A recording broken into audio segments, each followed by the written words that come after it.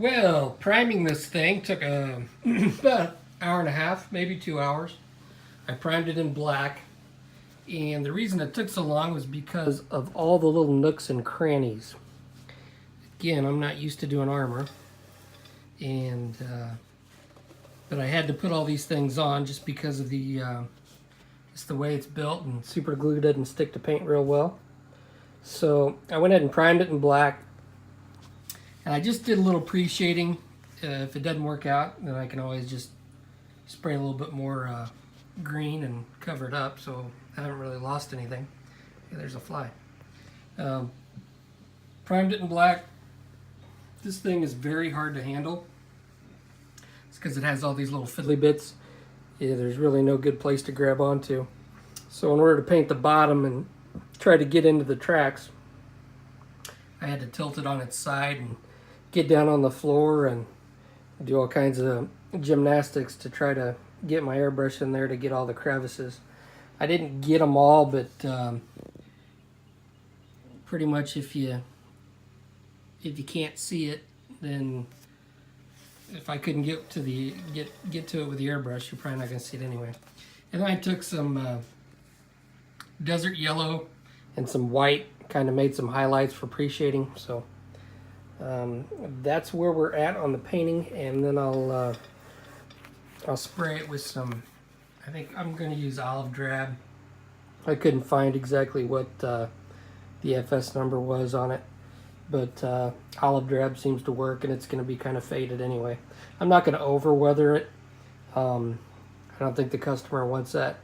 Just a little bit of, maybe a little bit of dust and maybe a little bit of mud, I don't know, but I'm not going to overdo it.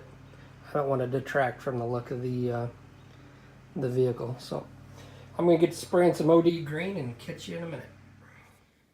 Here it is with the base coat on it. As you can see, I masked off the emblem on the side. Did that on both sides. Painted that.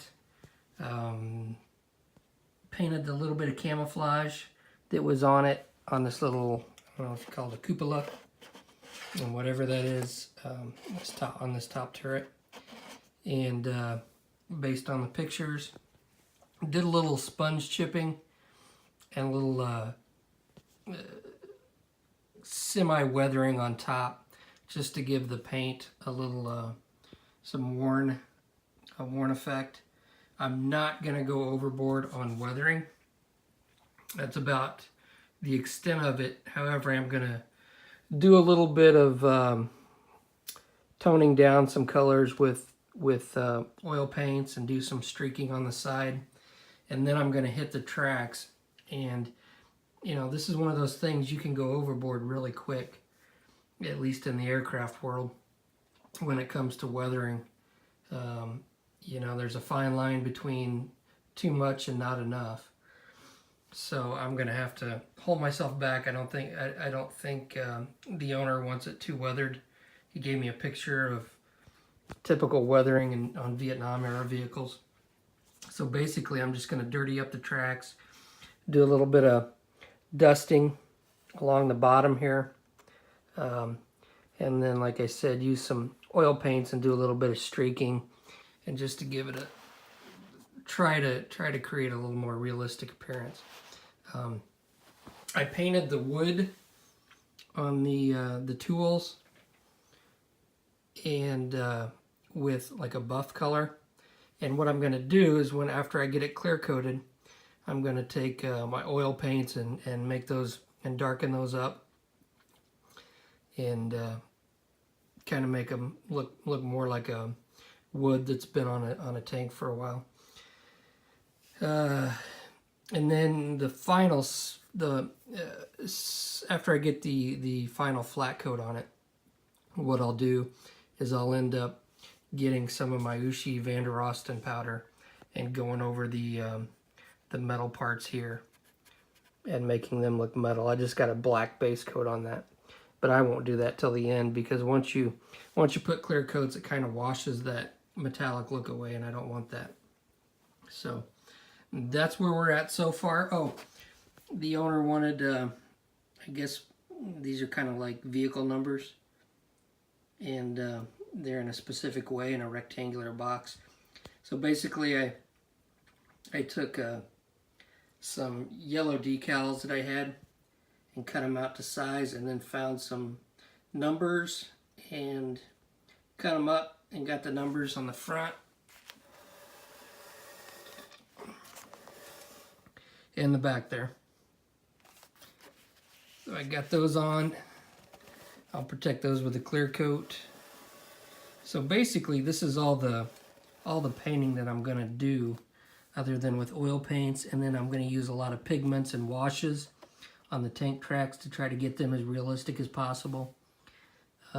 It's kind of interesting because Andy from Andy's Hobby Headquarters just put out a YouTube video on how to do his tracks, and I'm gonna try to do it that way.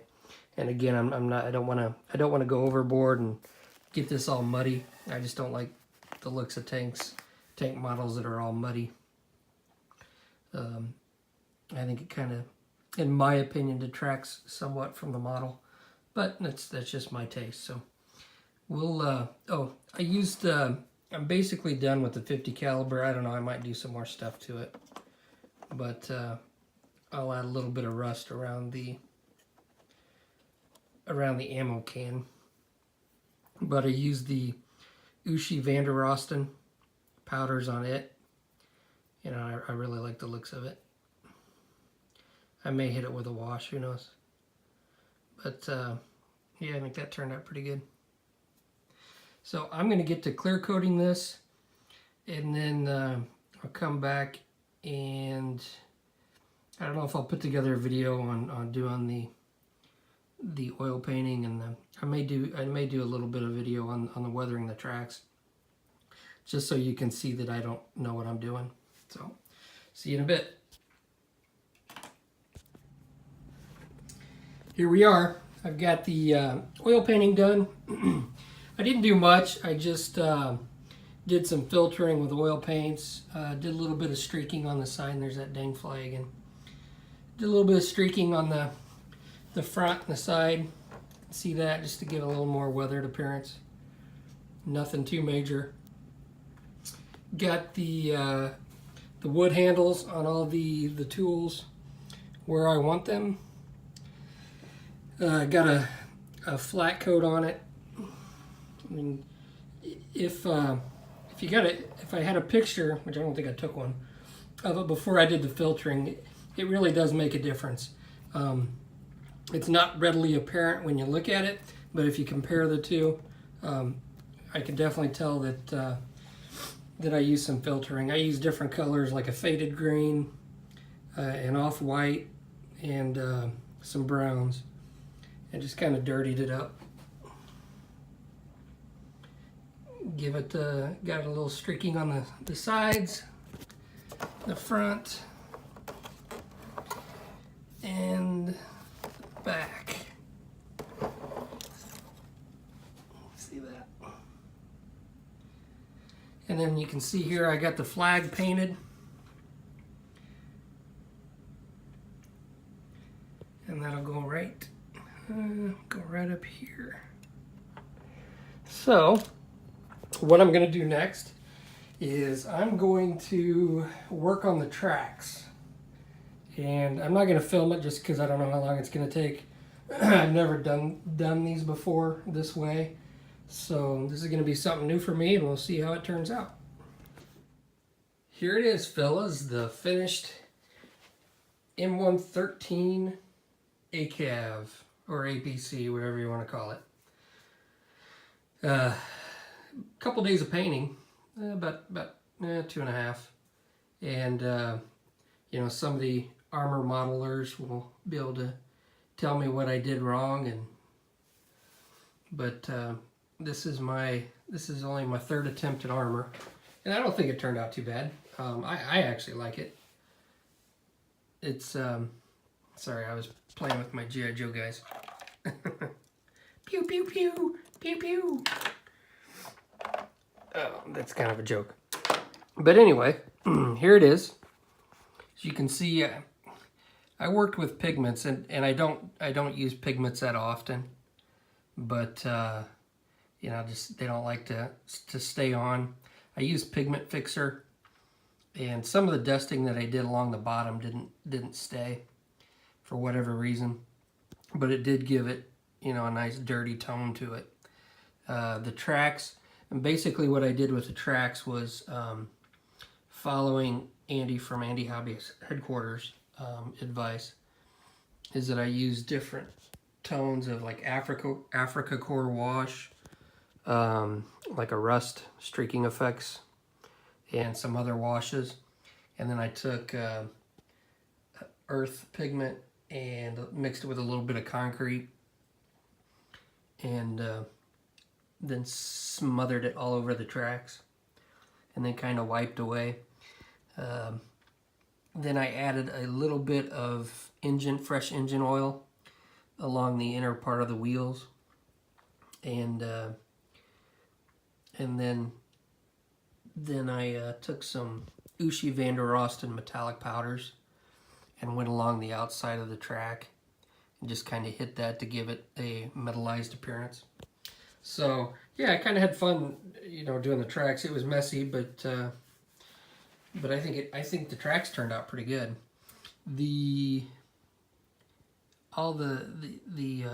I tried to dust a little bit along the top because I figured if I I got the track so dirty, I'd want to kind of dirty up the top a little bit.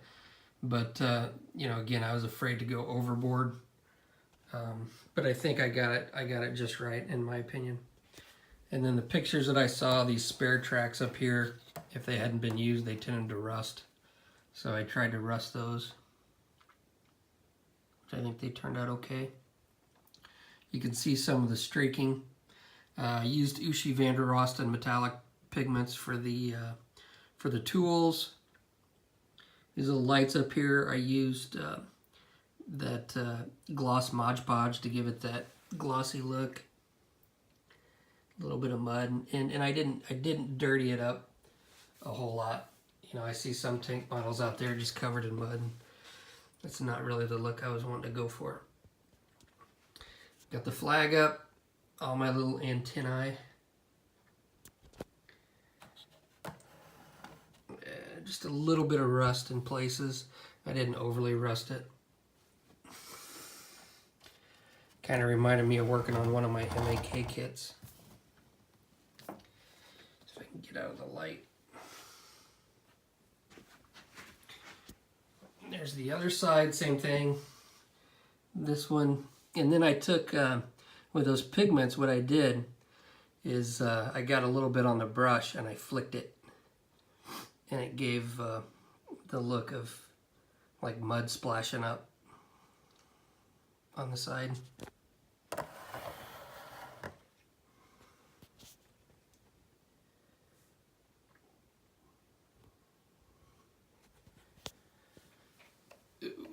See, you can see down inside. My lighting's not real good here. I may move it to the other desk.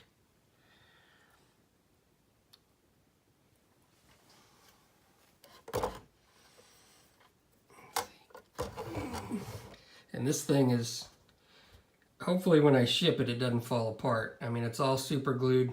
Super glue's not the greatest bond in the world. It seems to, with resin, I've found that it seems to stick better with resin than it does plastic. And I painted these little lights back here. It'll come into focus.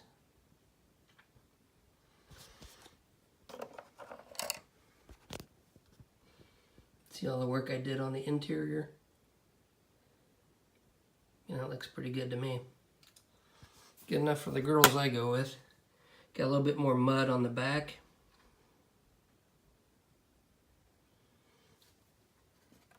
And that is it.